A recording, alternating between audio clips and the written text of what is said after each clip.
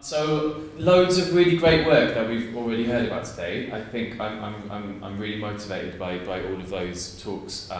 One of the reasons I'm motivated by it is that I think there's a really strong commitment to producing and committing to an evidence base and research as a really core part of the process. You know, there's absolutely no reason why really strong research can't inform the kind of creative process of campaigning, I think.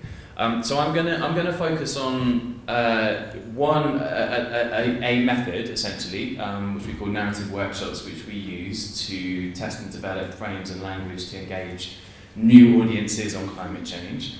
But just briefly about us before I talk about that method to help kind of situate it. We are a politically independent think tank specialised in public engagement with climate change, widening and deepening public engagement to reach sort of beyond the usual suspects. That can mean different things, but I guess it fundamentally means not talking to ourselves. And we work a lot with different academic partnerships, kind of translating academic work into a format that's more digestible to campaigners and advocates and other communicators. And we also do a lot of our own social research, testing and developing resources, narratives for more effective communication. Next slide, please. And I guess the common thread is that kind of finding ways of talking climate through language and visualizing climate change through imagery that can get beyond the usual suspects. Next slide, please. And narrative workshops I'm going to talk about next, but we do a whole range of different things. Interviews, some survey work, some kind of behavioural experiments in collaboration with academics as well. So narrative workshops, I guess kind of resemble a focus group in some ways, in that they involve a group of like 10 to 12 people sitting down with a facilitator.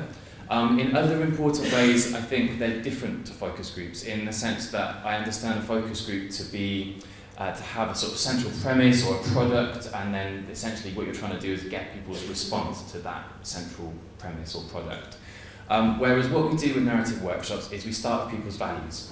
So often we've recruited a group of people on the basis of shared values of some form. So they'll be sat with like-minded people, and we'll start with a conversation about who they are, things they care about, the values they hold, the traits that they admire in other people. And that is a really kind of core aspect to this methodology, in that it kind of provides a platform for introducing the topic of climate change. What we don't do is ask people how much they know about climate change. We try to situate the discussion as socially as possible.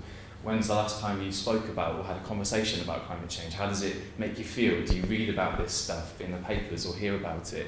And that kind of reflects, I think, two really core principles of climate change communication, which is that we know that what drives public engagement on this issue is people's values and the extent to which they're hearing a story which connects with their values, and that the amount that people know about climate change, as with lots of other topics, as we've heard already, is not the kind of fundamental driving factor that determines whether people care about it. It's about hearing a story that connects with their worldview and their ideology. So climate change is introduced in this discussion group in the context of other issues, and that's important, I think.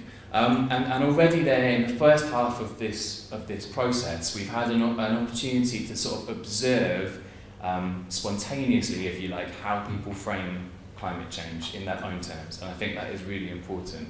So that's a kind of that's one opportunity that we have in this method for thinking about frames and narratives. How do people frame it themselves? In the second half of the workshops, they take around 2.5 hours, we show people a set of maybe 3 or 4 short pieces of written text, little sort of vignettes that talk about climate change but framed in different ways. It will depend on what the particular topic of discussion is. So we just finished a piece of work with ECF and the Climate Coalition, looking at how people engage with and think about the idea of net zero in terms of decarbonisation targets. And so there's another opportunity there to kind of get people's explicit responses to the language that they've been shown, and they get some red and green pens and they can highlight stuff that they like and don't like, but crucially it's about the discourse in the room. And I think that I wouldn't ever want to argue for kind of one method as being the one method everyone should always use at all times and being better than any others. I think mixed methods is great. But the thing that you get from this kind of in-depth process is a sense of why, not just what people think, but why. And that is really, really important and can really feed into a process of kind of larger scale quantitative testing, I think. And I guess the kind of third way that we think about narratives in this context is there's a sort of narrative arc to the whole process, in that as a participant you come in, you talk about the things that you're interested in, your values, with people who you have something in common with, you talk about climate change, and you have a conversation about particular ways of communicating about climate change. And the facilitator's job is to keep a common thread throughout that process so that the conversation is related back to the things that people said at the beginning, and when we sit down and analyse these things, that's exactly what we're looking for as well. So just as one example, I wanted to just focus on the method, basically, and to sort of say that that's a process that we use. We've used it with a variety of different partners and clients and a variety of different topics and subjects and target audiences. But one kind of constituency that we have done a fair bit of work with is people with centre-right conservative political values, on the basis that there's been less kind of engagement on climate change, there's been more scepticism about climate change. So in many respects, this is an important and prevalent kind of set of values, and lots of pieces of work that we've done have involved thinking about this audience as a target group. Over kind of iteration of this narrative workshop methodology, we've developed, I would say, a really strong kind of robust sense of what are the core centre-right political values that are relevant to thinking about communicating climate change, energy system change, all sorts of different aspects of climate change and sustainability.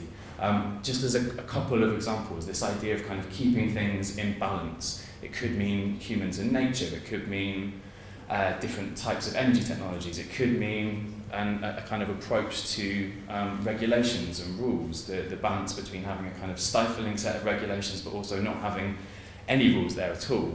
And in each case, whatever we're talking about, the specific issue under discussion, it's always going to be nuanced according to that specific topic, but there's a kind of core set of values and language and narratives that we've developed using this method, which I feel have given us a really rich and detailed understanding of this particular and important audience on climate change. And just to finish with a bit of a curveball, visual frames matter a huge amount as well.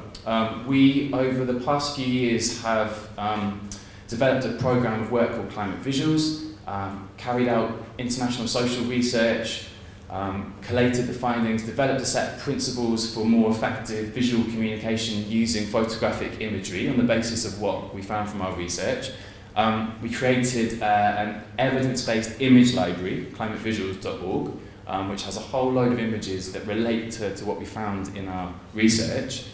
And we don't have time to go into it in detail now, but I just wanted to put the idea out into the room, and maybe for the breakout conversations, that there's a huge amount going on in terms of framing and narratives and values in the imagery that we use, just as much as there is around the language. And that's all I want to say. Thank you.